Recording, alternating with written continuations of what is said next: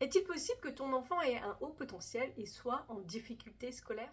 Bonjour, je suis Déborah Mitoire, enseignante et coach parental spécialisée dans les troubles des apprentissages. J'accompagne les mamans d'enfants dys-TDAH à lutter contre l'échec scolaire. Dans cette vidéo, je vais te partager tout ce que tu dois savoir sur les enfants à haut potentiel, les idées reçues, mais également comment est-ce qu'on va les diagnostiquer et les aider dans leur scolarité.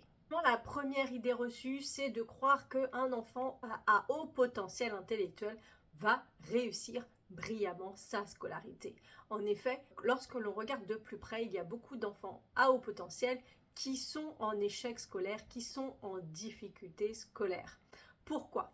Eh bien, ce sont des enfants qui ont une grande capacité intellectuelle, mais tellement qu'ils ont les apprentissages faciles, ils n'ont pas développé une stratégie de travail. Ce qui fait que lorsqu'ils vont arriver dans les classes, souvent plus au collège ou au lycée, où il va falloir mettre en place des stratégies de travail, parce que se baser juste sur nos connaissances, sur notre capacité de mémorisation, eh bien cela ne va pas suffire. Un élève à haut potentiel peut avoir également des difficultés à se sentir à l'aise au sein d'un groupe. Il va parfois se sentir en décalage parce qu'il va avoir d'autres aspirations, il va avoir des centres d'intérêt différents que les amis de son âge. Ce qui peut parfois valoir un sentiment d'exclusion, un sentiment de différence, une conséquence de repli ou de rejet vis-à-vis du monde extérieur. Pour diagnostiquer un haut potentiel intellectuel, il faut passer le bilan psychométrique, le WISC pour les enfants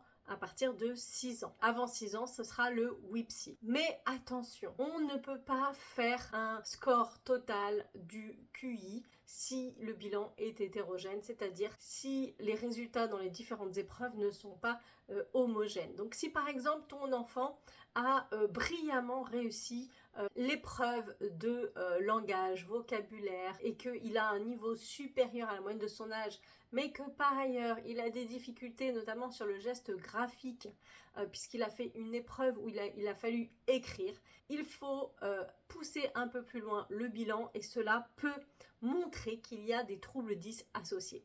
Deuxième idée reçue, c'est très fréquent que l'élève à haut potentiel ait un trouble 10 associé. Une dysgraphie, une dyspraxie ou même un TDAH qui est un trouble 10 exécutif. Comment aider les élèves à haut potentiel à réussir une scolarité sereine, à vivre une scolarité sereine? Les élèves à haut potentiel peuvent parfois être confrontés à des difficultés scolaires et même à un échec scolaire. Plusieurs facteurs peuvent contribuer à cela. Tout d'abord, la différence entre leur rythme d'apprentissage et celui de leurs camarades peut créer un décalage qui peut entraîner l'ennui et la frustration. Souvent, on trouve les élèves à haut potentiel qui manquent de motivation et du coup vont moins s'engager dans les activités scolaires. Pour aider un élève à haut potentiel à révéler son potentiel scolaire, eh bien, il y a 7 points que je vais te partager maintenant.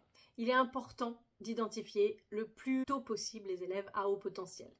Le fait de mettre un mot sur les particularités de l'élève, eh bien, ça va l'aider à comprendre son propre fonctionnement et l'aider à s'assumer pleinement. On va donc passer par des évaluations de QI. Mais pas seulement, des discussions avec l'enseignant et des observations des parents. Le deuxième point, c'est de la différenciation pédagogique en classe.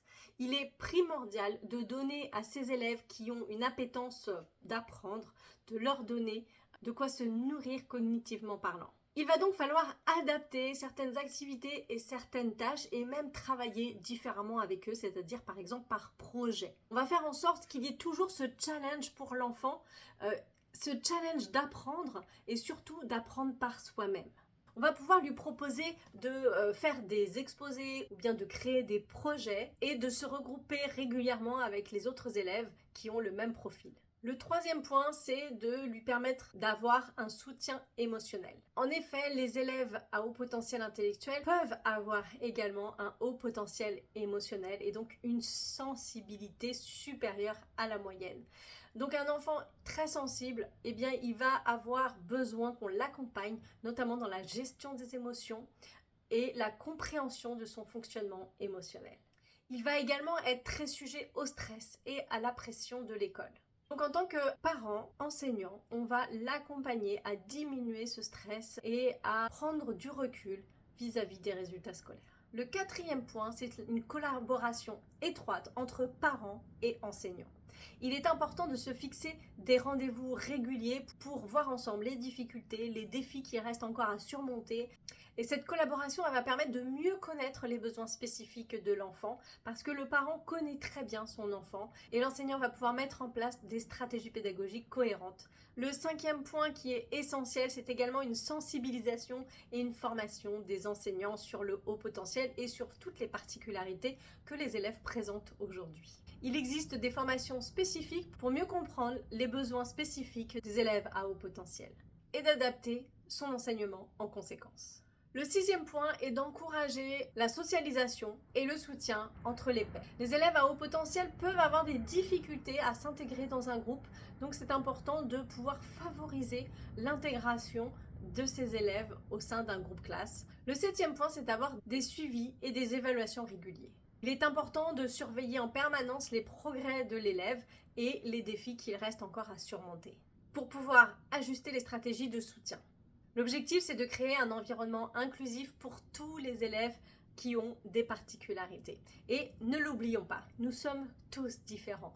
Nous apprenons tous différemment et nous avons tous des besoins différents. Si vous ne savez pas comment aider votre enfant dys, TDAH ou à particularité, n'hésitez pas à me contacter et à prendre une séance découverte afin d'établir un plan d'action pour savoir comment l'aider à révéler le plein potentiel dans sa scolarité.